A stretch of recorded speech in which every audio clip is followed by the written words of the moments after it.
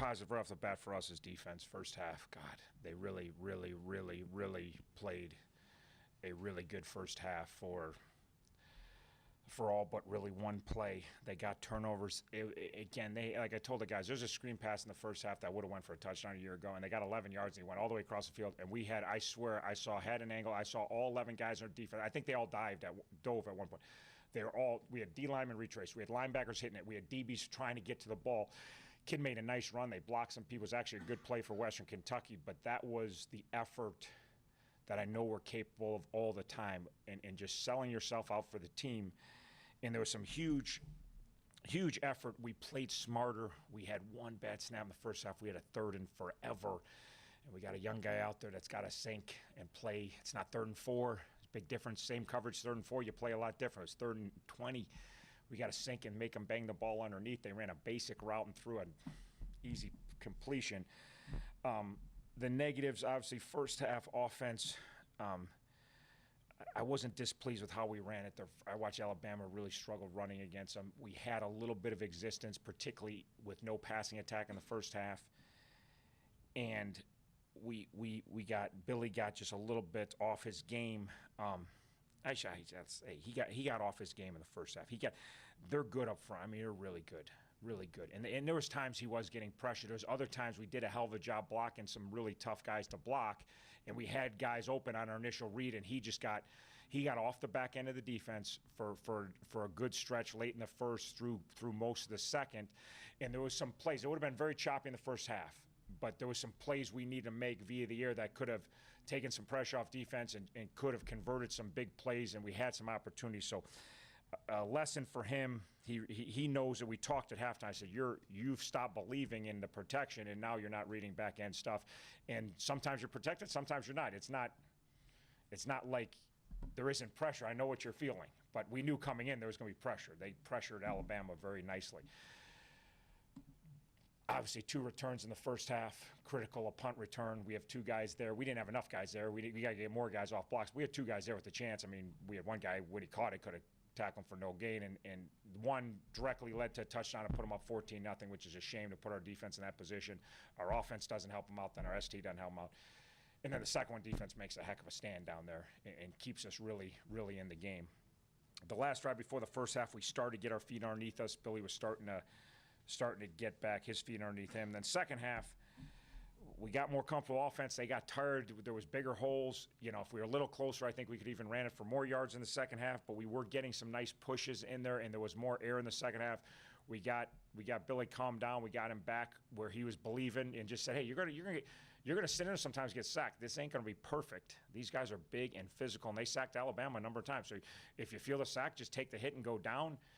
But if you sit in there enough or block them enough, we're going to get, and then we started getting the passing game going, and caught a break on the one, but we got back into it. And then, sadly, in defense, we played the same way in the second half, and they get in bunch, they motion guy, and we blow coverage. We check to our bunch coverage, which we play all day, every day, and we know how to play, but the one safety spun down, didn't play our bunch coverage, and we cut a guy loose, and we give him an easy touchdown on their bunch. And then we give them up an easy hole shot later when we got the game down to 7 points. We're a stop away. So, and the kickoff coverage again hurt us in the second half. So, it was way better on defense, way better intensity, way better. We were on our toes, we were alert, we were communicating, we were flying around against a pretty potent offense. Offensively, second half, we got our feet underneath us, but again, we had dug ourselves a pretty nice hole to come out of, and obviously, we had good compete right down the end. Billy competed his ass off on the last play. Could have been sacked, still fighting. James Gardner, should have been picked. James goes for the ball and gets it. He didn't deflect it, but just him going over the top of 31 allowed the ball to stay alive, and Sam makes a play. So, obviously, from a physical standpoint, night and day from last year. I know they lost a great quarterback. I think they have a nice quarterback still, but obviously that kid was really special. But other than that, it was a lot of the same matchups that we tackled night and day. I mean, we couldn't tackle them a year ago. We missed some today that were critical, but we tackled a lot of guys in space and a lot of hard hits.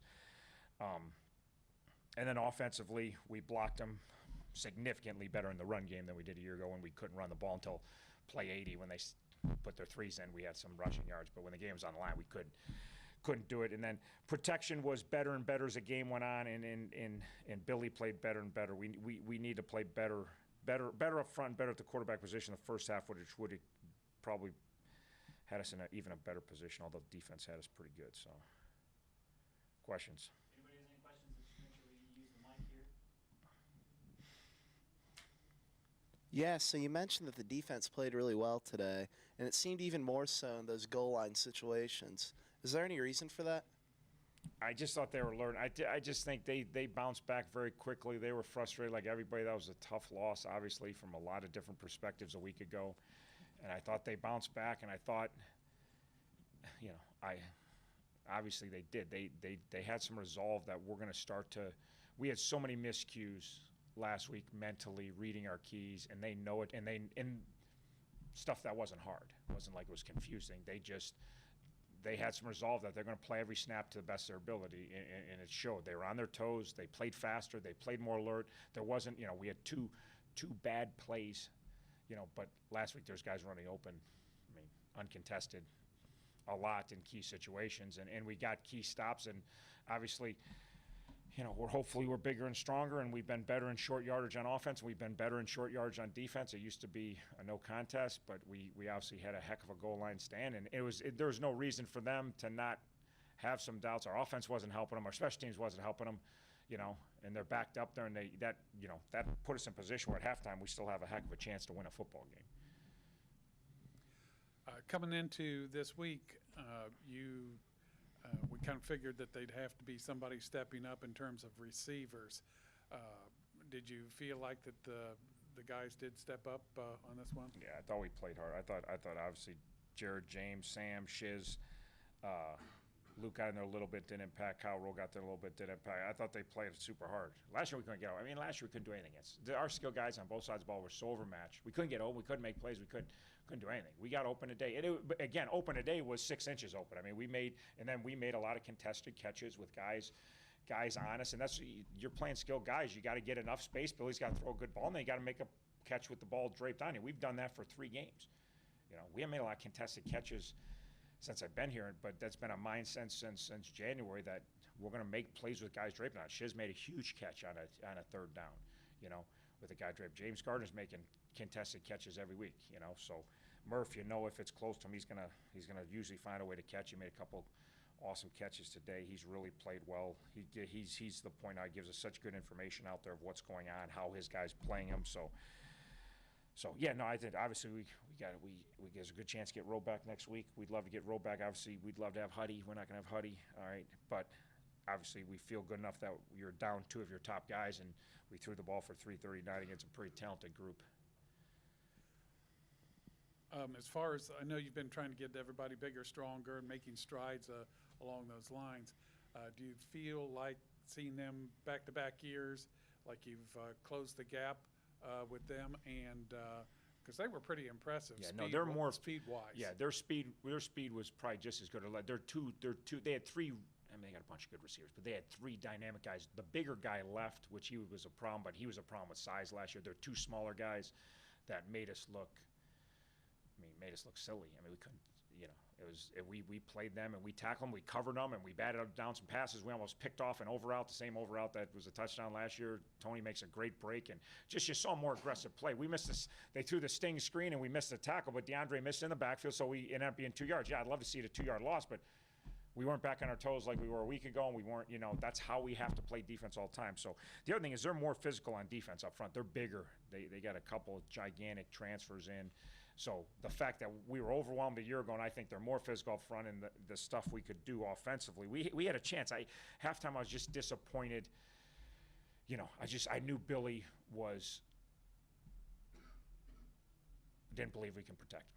He's been hit a little bit, and he's been protected so well for 2 weeks. I got it, but Billy's taken plenty of shots last year. He's a big animal. Like it's not like he's taking. That's what he is. But he got off the back end because there's some, like I said, that was the issue.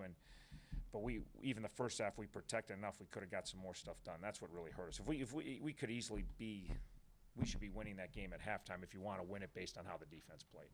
So we're down 14-3. You know, obviously you give up the punt return touchdown. That's a killer. And then you also gave up that lateral trickery off the kickoff for a big gain. How do you assess the special teams performance today? Yeah, obviously not good. It was critical in both halves because they had big return again the second half to set up field position on their last touchdown drive. It was only 55 yards. We didn't kick it good enough. Our kickoff wasn't as good as we know it can be. We've been kicking it really good in practice. We get in games we're not kicking it as good, so we got to kick it better. Our punts weren't good until the second half. We had the punt return. We should have get the guy on the ground, but it wasn't. It was a low 40-yard punt. We didn't have a ton of time to get down there, so it wasn't good. Our return game wasn't good, and our coverage game wasn't good, and it was very, very obviously impactful in the outcome of the game. So the issue we have the attrition's taking its toll offense and defensively, but it's really taking its toll a little bit. Our coverage, we have to kick it better, and we have to play really smart because we're getting down to, we got a true freshman. He was on all the coverage teams today, and first 2 weeks he was on scout team, and he's just based on attrition. He's got to go, So we got to get better in those areas, and it's going to be a concern because we've got guys out that aren't going to always be back. So it was getting pretty lean. Paul Moses didn't play, had a shoulder. We thought he was going to be able to go, but did not respond all week, so he doesn't play. So now you're thinning your linebacking core, but you're really thinning your special teams too, because you got guys playing every snap on defense. They can't be on all four running teams. You got to get some other guys out there. Last week, 12 penalties, something. This week, 11 for 87. Probably didn't hurt you as much as last week, especially since they had 9 for 126. But there's a lot of flags out there today, obviously. Yeah, there's a lot of flags. We got to look at every one of them. There's not the Zach Smearcheck personal foul that extends a drive for no reason that everybody saw. There's nothing in my head right now that I say, boy, that was just careless, stupid. We got another targeting penalty. I got it. I've said all along it's a tough rule to officiate, but Smearcheck drops in coverage. They throw a shallow cross. That route killed us a year ago. We did such a great job defending. We defended this one. We copped the guy out to defend it. He turns and drops his shoulder and hits him. He hits him in the head. The guy's 5'8", He didn't even see him. I don't know. He's here. You see it. You saw it on the replay. He turns and hits him. And again, I'm not complaining one out about the call. I'm just saying I'm not complaining about Zach Smearcheck either.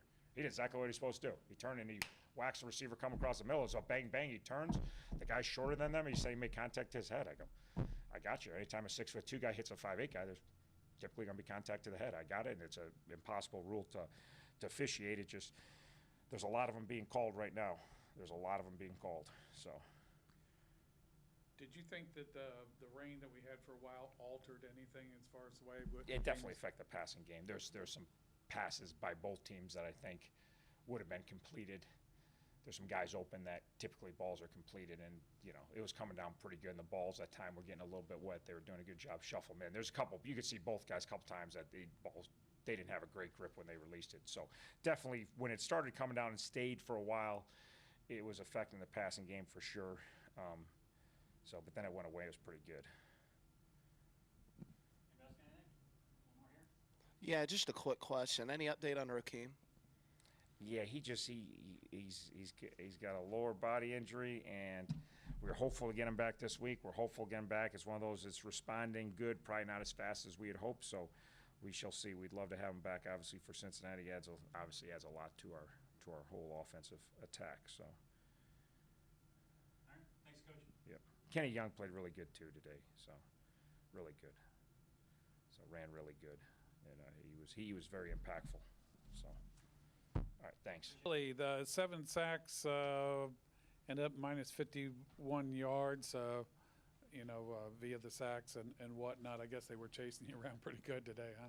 Yeah, a little bit. A couple of those sacks are on me, just trying to hold the ball too long, not trusting what's going on up front. And most of that was evident in the first half. Second half came out, they really trusted what the line was doing, gave them my full trust, and we were able to sling it around. But, you can't have 7 sacks in the game and try and win, so got to cut that down. You didn't have any interceptions today.